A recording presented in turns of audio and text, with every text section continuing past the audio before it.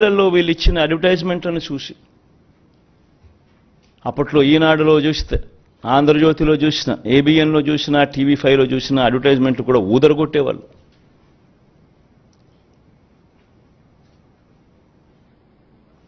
ఒక చెయ్యి ఒక తల్లి చేతిలో, ఒక తల్లి మెడలో మంగళసూత్రం ఒక చెయ్యి లాగేస్తూ ఉంటుంది, వెంటనే ఇంకొక చెయ్యి వచ్చి అడ్డుకుంటుంది. బాబు వస్తున్నాడు, బ్యాంకుల్లో పెట్టిన బంగారం ఇంటికి వస్తుంది అని అడ్వర్టైజ్మెంట్.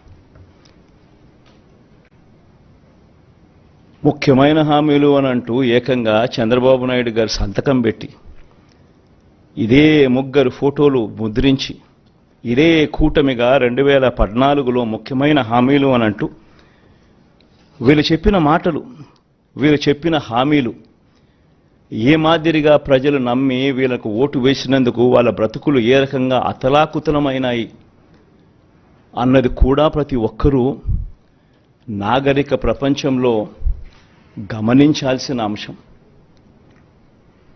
ఎందుకనంటే ఒక రాజకీయ నాయకుడు, ఒక రాజకీయ పార్టీని నమ్మి ప్రజలు ఓట్లేస్తారు. వాళ్ళు చెప్పే ఈ మేనిఫెస్టోను చూసి ప్రజలు ఓట్లేస్తారు. వేసిన తర్వాత అది ఇంప్లిమెంట్ కాకపోతే వాళ్ళ బ్రతుకులు ఏమవుతాయనే కనీసపు ఆలోచనలు కూడా లేకుండా రాజకీయాలు చేయడం మొదలు పెడితే బ్రతుకులు ఎలా ఉంటాయి? ఇందులో చెప్పిన ముఖ్యమైన అంశాలు, రైతుల రుణమాఫీపై మొదటి సంతకం చేస్తానన్నారు. మరి 87,612 కోట్ల రూపాయలు రుణమాఫీ అయిందా? ప్రతి సిద్ధం సభలోనూ ఈ ప్రశ్నలు నేను వేస్తా వస్తున్నా. పొదుపు సంఘాల రుణాలు పూర్తిగా రద్దు చేస్తామన్నారు. 14,205 కోట్ల రూపాయలు డ్వాక్రా సంఘాలకు, పొదుపు సంఘాలకు రుణాలు మాఫీ చేస్తామన్న సొమ్ము ఒక్క రూపాయైనా మాఫీ చేశారా? ఇంకా ముందుకు పోతే వీళ్ళ ముఖ్యమైన హామీలంటూ ఇంకా ముందుకు పోతే, ఆడబిడ్డ పుట్టిన వెంటనే మహాలక్ష్మి పథకం కింద 25,000 రూపాయలు బ్యాంకులో డిపాజిట్ చేస్తామన్నారు. 25,000 కదా దేవుడు ఎరుగు, ఒక్క రూపాయి అయినా డిపాజిట్ చేశారా? ఇంకా ముందుకు పోతే ముఖ్యమైన హామీలు ఇవన్నీ.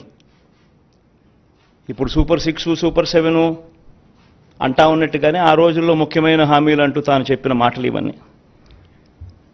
ఇంకా ముందుకు పోతే ఇంటింటికి ఒక ఉద్యోగం ఇస్తాం, ఉద్యోగం ఇవ్వలేకపోతే ఇంటింటికి నెలకు 2,000 రూపాయలు నిరుద్యోగ భృతి. 5 సంవత్సరాలు అంటే 60 నెలలు ఇంటూ నెలకు 2,000 రూపాయలు అంటే 1,20,000 రూపాయలు. ఏ ఇంటికి ఇచ్చారు 1,20,000 రూపాయలు? పిల్లల జీవితాలతో ఆడుకున్నారు.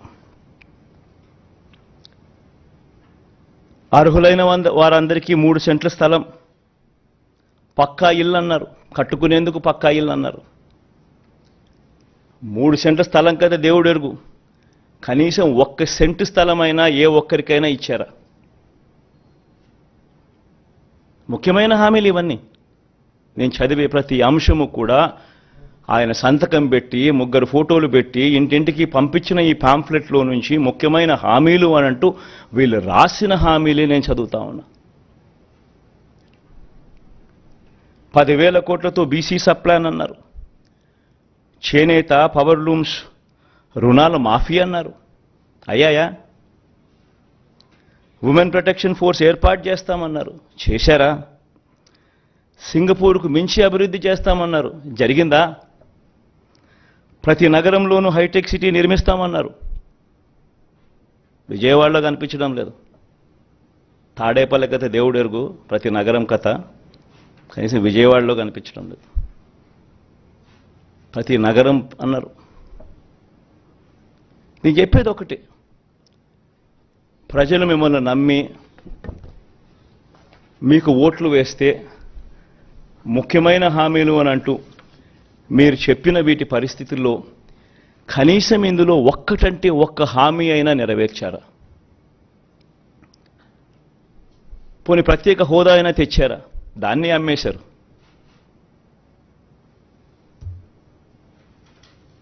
అదే నోట్తోనే ప్రత్యేక హోదా ఏమైనా సంజీవినా అని చెప్పి మళ్ళీ వెటకారం కూడా చేశారు.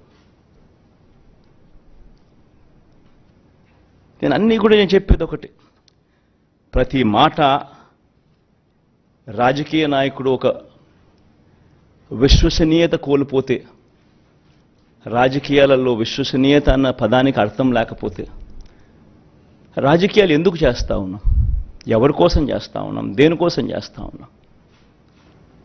చనిపోయిన తర్వాత ప్రతి పేదవాడి గుండెల్లో, ప్రతి ఇంట్లో మన ఫోటో ఉండాలి, ప్రతి గుండెలో మన ఫోటో ఉండాలి అనే తాపత్రయం లేనప్పుడు రాజకీయాలు ఎందుకు చేయాలి?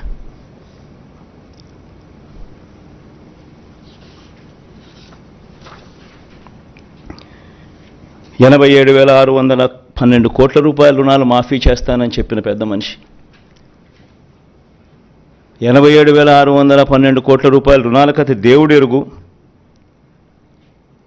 బ్యాంకుల్లో పెట్టిన బంగారం విడిపిస్తానన్న మాటలకు దేవుడెరుగు. అంతదాకా అందుతా ఉన్న సున్నా వడ్డీ కూడా రైతులకు ఎగరగొట్టారు.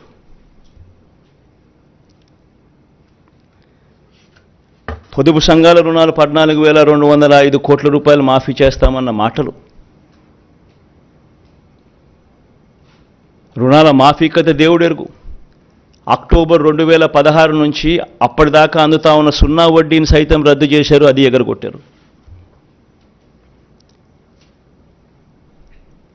పొదుపు సంఘాల పరిస్థితి ఏమిటి అని అంటే ఓవర్ డ్యూసు ఎన్పిఏలు 18% పైచిలకు వెళ్ళిపోయింది. ఏ గ్రేడు, బి గ్రేడ్ సంఘాలన్నీ సి గ్రేడు, డి గ్రేడ్ సంఘాలుగా మారిపోయాయి. అక్క చెల్లెమ్మలు రోడ్డు మీదకి వచ్చారు.